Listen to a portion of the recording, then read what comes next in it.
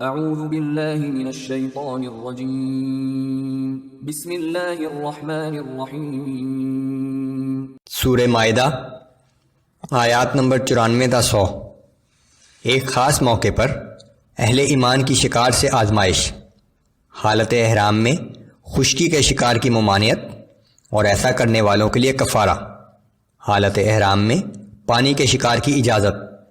حرمت والا کعبہ لوگوں کے لیے مرکز ہے اور حرمت والے مہینے قربانی کے جانور شاعر اللہ قرار دیے گئے ہیں۔ اعوذ باللہ من الشیطان الرجیم۔ یا ایہا الذین آمنوا لیبلونکم اللہ بشیء من الصید تناله أيديكم ورماحكم ليعلم الله من يخافه بالغيب فمن اعتدى بعد ذلك فله عذاب أليم۔ اے ایمان والو، اللہ تمہیں اس شکار کے ذریعے سے سخت آزمائش میں ڈالے گا جو بالکل تمہارے ہاتھوں اور نیزوں کی زد میں ہوگا، یہ دیکھنے کے لیے کہ تم میں سے کون اللہ سے بن دیکھے ڈرتا ہے۔ پھر اس حکم میں ممانعت کے بعد بھی جس نے اللہ کی حدود سے تجاوز کیا اس کے لیے دردناک عذاب ہے۔ یا ایہا الذین آمنوا لا تقتلوا الصید وانتم حرم۔ اے ایمان والو، جب تم احرام کی حالت میں ہو تو کسی شکار کو نہ مارو۔ ومن قتله منكم متعمدا فجزاء مثل ما قتل من النعم يحكم به ذوى عدل منكم هديا بالغ الكعبة أو كفارة طعام مساكين أو عدل ذلك صياما ليذوق وبال أمره۔ اور اگر تم میں سے کوئی شخص جان بوجھ کر ایسا کر گزرے تو جو جانور اس نے مارا ہو اسی کے ہم پلہ ایک جانور چوپایوں میں سے فدیے کے طور پر دینا ہوگا، جس کا فیصلہ تم میں سے 2 عادل آدمی کریں گے، اور یہ جانور کعبہ لے جا کر قربان کیا جائے یا کفارے میں جانور کی قیمت کے برابر کھانا مساکین کو دیا جائے، یا مساکین کی تعداد کے برابر روزے رکھے جائیں، یہ اس لیے کہ وہ اپنے غلط کام کی سزا چکھے۔ عفا اللہ عما سلف ومن عاد فینتقم اللہ منہ واللہ عزیز ذو انتقام۔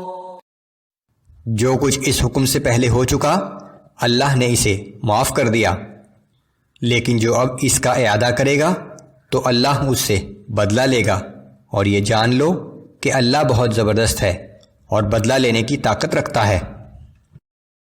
احل لکم صید البحر وطعامه متاعا لکم وللسیارہ وحرم علیکم صید البر ما دمتم حرما واتقوا اللہ الذی الیہ تحشرون۔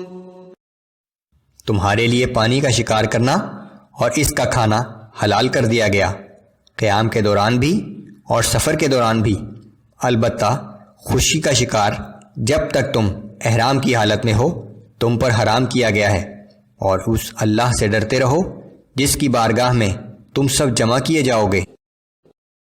جعل اللہ الکعبۃ البیت الحرام قیاما للناس والشہر الحرام والہدی والقلائد۔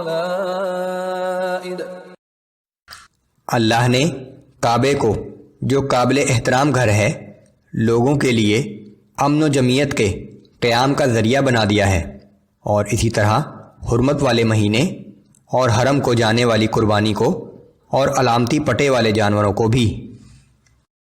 ذلك لتعلموا ان اللہ يعلم ما في السماوات وما في الارض وان اللہ بكل شيء علیم۔ تاکہ تمہیں معلوم ہو جائے کہ اللہ آسمانوں اور زمین میں موجود تمام چیزوں کے حالات خوب جانتا ہے، نیز یہ کہ اللہ کو ہر چیز کا علم ہے۔ اعلموا ان اللہ شدید العقاب وان اللہ غفور رحیم۔ اور یہ بھی جان لو کہ اللہ سزا دینے میں بھی سخت ہے اور ساتھ ہی بڑا بخشنے والا اور ہر وقت رحم کرنے والا بھی ہے۔ ما على الرسول الا البلاغ والله يعلم ما تبدون وما تكتمون۔ رسول اللہ صلی اللہ علیہ وآلہ وسلم کے ذمہ تو صرف احکام پہنچا دینا ہے، اور اللہ کو خوب معلوم ہے جو کچھ تم ظاہر کرتے ہو اور جو کچھ پوشیدہ رکھتے ہو۔ قل لا يستوي الخبيث والطيب ولو أعجبك كثرة الخبيث فاتقوا الله يا أولي الألباب لعلكم تفلحون۔ اے پیغمبر صلی اللہ علیہ وآلہ وسلم، آپ فرما دیجئے کہ ناپاک چیز اور پاک چیز برابر نہیں ہو سکتی، خواہ ناپاک چیز کی کثرت تمہیں بھلی ہی کیوں نہ لگتی ہو۔ تو اے عقل مندو، اللہ کی نافرمانی سے بچتے رہو تاکہ تم کامیاب ہو جاؤ۔